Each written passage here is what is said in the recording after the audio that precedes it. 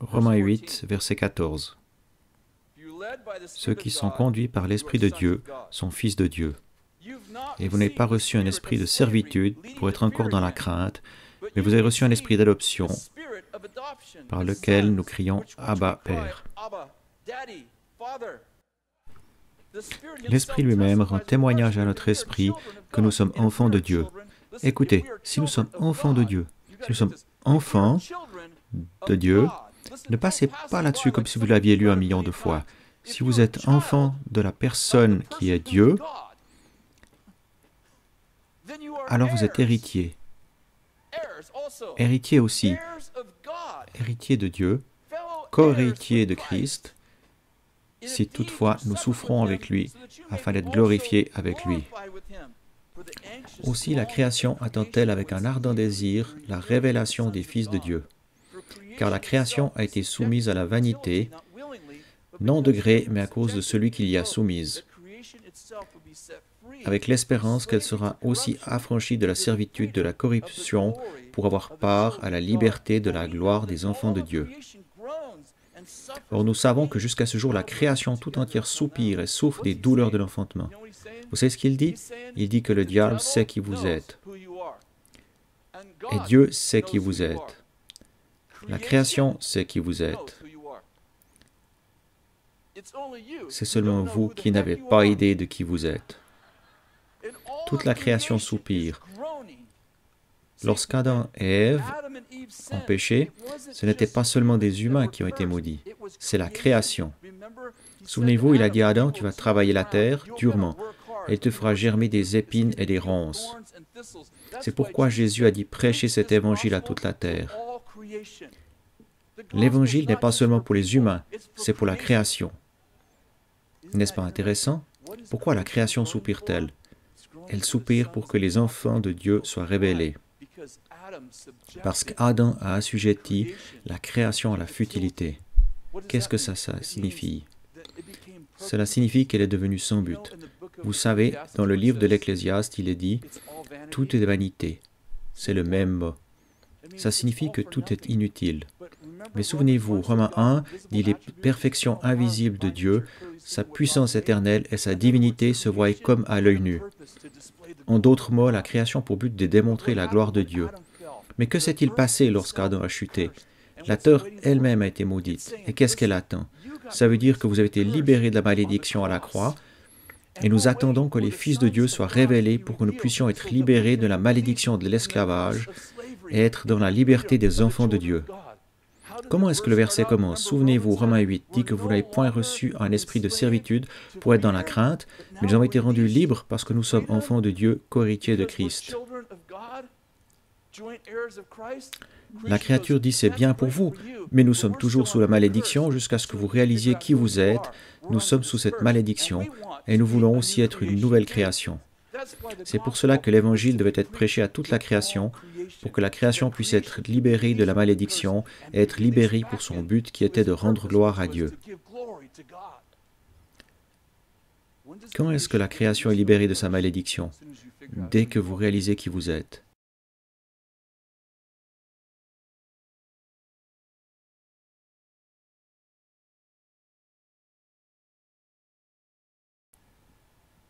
Quel est le point? Vous êtes super, vous ne le savez juste pas. Vous êtes nés pour régner, ce que Genèse chapitre 1 dit, fructifiez et multipliez-vous et dominez. Daniel 7, domination, gloire et règne seront donnés au sein du Très-Haut. Qu'est-ce que Daniel dit? Je vois un temps où la création originelle sera restaurée aux enfants de Dieu. Quand cela doit-il se passer? Ça s'est déjà passé.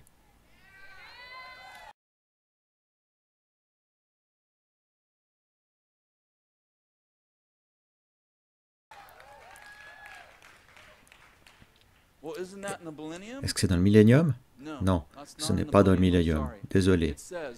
Il est dit, quand l'ancien des jours siège, jugement est rendu en faveur des saints du Très-Haut, et le temps arrive pour les saints de prendre possession du royaume. Je suis désolé, c'est déjà intervenu.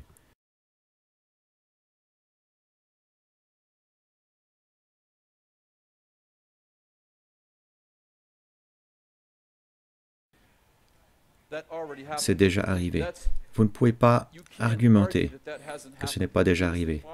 Votre Père a trouvé bon de vous donner le royaume, vous êtes né de nouveau pour que vous puissiez entrer dans le royaume, vous avez été transféré du royaume des ténèbres dans le royaume de son Fils bien-aimé, vous avez déjà reçu toute bénédiction spirituelle dans les lieux célestes, vous êtes devenu enfant de Dieu, vous n'êtes plus sous la crainte de l'esclavage, mais maintenant vous avez été libéré comme fils, en quoi nous crions « Abba, Père ». Maintenant, vous êtes héritier de Dieu, co-héritier de Jésus-Christ. C'est déjà réalisé. C'est du temps passé. C'est arrivé. Si vous attendez que cela arrive, vous attendez pour rien. Alors faites un retrait de votre compte.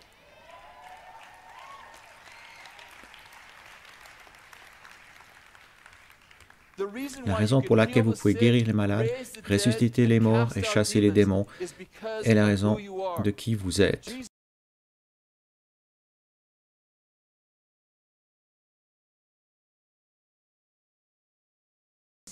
Jésus n'a pas dit « priez pour les malades », il a dit « guérissez les malades ». Seul Dieu peut guérir les malades. C'est pourquoi il a dit « les imitateurs de Dieu ». Écoutez, je ne peux pas guérir les malades. Seul Dieu peut guérir les malades. C'est juste, vous êtes fils de Dieu. En fait, Jésus l'a résumé lorsqu'il a dit « vous êtes Dieu ». Et Dieu, avec un petit d, il est grand D et vous êtes petit d.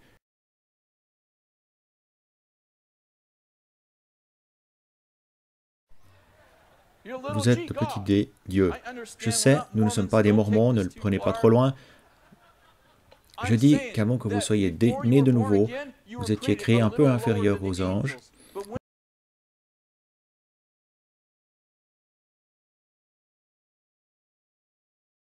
Mais quand vous êtes nés de nouveau, les anges vous servent.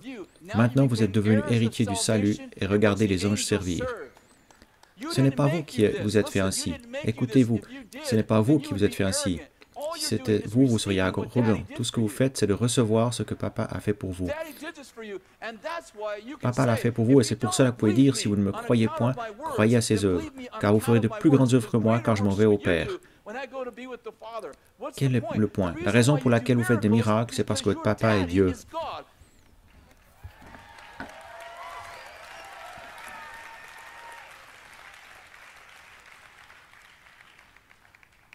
Jésus n'a jamais dit d'aller et prier pour les malades. Il a dit allez et guérissez les malades. Seul Dieu peut guérir les malades. Vous êtes héritiers du trône et vous agissez comme Dieu, car vous êtes des enfants de Dieu.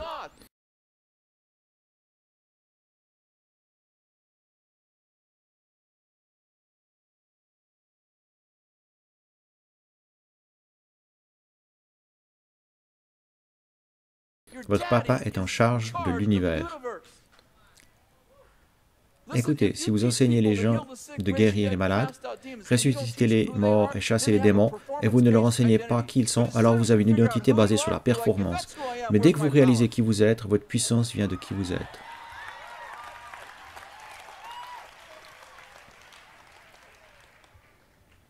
La raison pour laquelle les miracles n'ont pas disparu avec les apôtres, c'est parce que vous êtes des enfants de Dieu. Depuis le moment où Christ est mort sur la croix, jusqu'au moment où il reviendra, vous êtes toujours des enfants de Dieu, et vous pouvez seulement agir surnaturellement, car votre Père est le Dieu de l'univers. Quand vous agissez comme Dieu, vous êtes vous-même. C'est pour cela que Paul a dit en Éphésiens 5, imitateur de Dieu.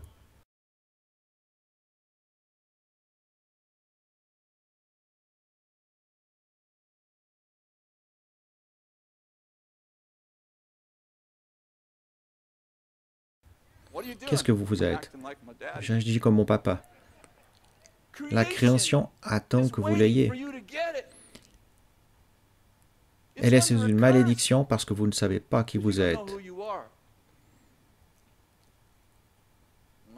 Vous savez, pas avoir un trop grand ego, juste un pécheur sauvé par grâce. Vous savez, je suis chanceux d'entrer. C'est ce que je suis. C'est une très étrange manière d'agir quand Jésus dit dans Jean 17, « Père, la gloire que tu m'as donnée, je veux que tu la leur donnes. » On croit dans la prière, mais je ne sais pas s'il va répondre à celle-ci. Pensez-vous que Jésus a dit, « Père, la gloire que tu m'as donnée, je veux que tu la leur donnes ?» Et le Père dit, « Je ne pense pas, je ne vais pas le faire. » La seule raison pour laquelle vous avez une mauvaise pensée dans votre tête, c'est parce que le diable voulait être ce que vous êtes devenu. Il disait, je veux être comme Dieu. Je vais m'élever dans l'assemblée du Très-Haut et je serai comme Dieu.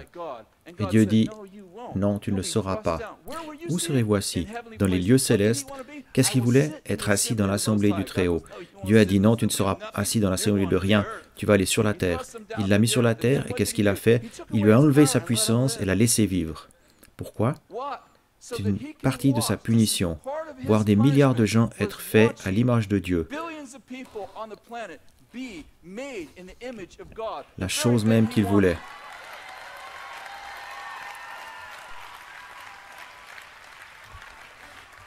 Il disait, je veux être comme Dieu. Mais Dieu a dit, non, tu ne seras pas. Je vais te mettre sur la terre et je vais faire des milliards de gens comme moi. Ils seront faits à mon image, à ma ressemblance. Tu ne m'oublieras jamais, car ils marcheront sur ta tête, et lorsqu'ils auront terminé de te tourmenter pendant des milliers d'années, alors je te jetterai dans l'étang de feu. Vous êtes nés pour tourmenter le tourmenteur.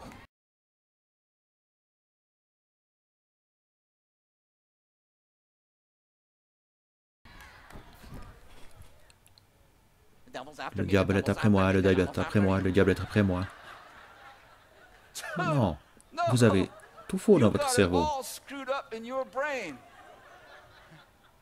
ne sais pas quoi faire, je suis attaqué.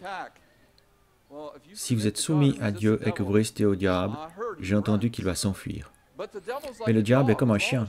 Tant que vous enfuyez, il vous poursuit. Même si c'est un tout petit chien, s'il aboie et que vous courez, il vous court après.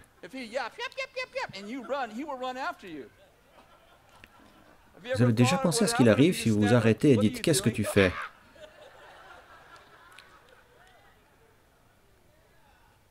Vous savez, j'ai un problème dans ma vie. Vous pouvez dire la grandeur d'un homme par la grandeur du problème qu'il faut pour le décourager. Avez-vous un problème ou avez-vous un miracle dans votre vie? On dirait un problème. Écoutez, tous les miracles étaient un problème à un moment donné, jusqu'à ce qu'ils deviennent un miracle.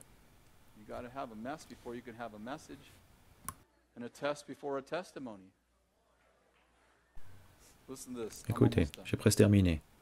Psaume 16, 3. Aux saints qui sont sur la terre et aux excellents, en eux sont tous mes délices.